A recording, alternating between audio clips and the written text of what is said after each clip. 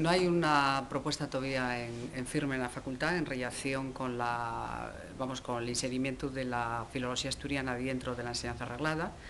De lo que se fala allí de que la propuesta va a consistir en un minor.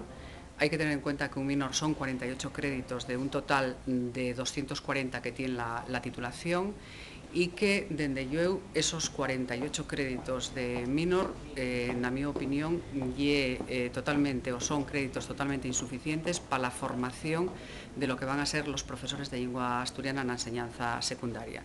Tenemos que pensar neste sen que en estos momentos esa formación faise per entremedies del título propio de especialista en filología asturiana, que tiene 60 créditos y que corresponde a un curso normal de enseñanza. El minor que se propone, que va a ser de 48, y menos de un curso académico. El curso académico en las nuevas titulaciones seguirá teniendo 60 créditos. Y entonces, si el título que tenemos ahora ya en forma poco, dende yo mucho menos será el minor con 48 créditos que en teoría se pretende.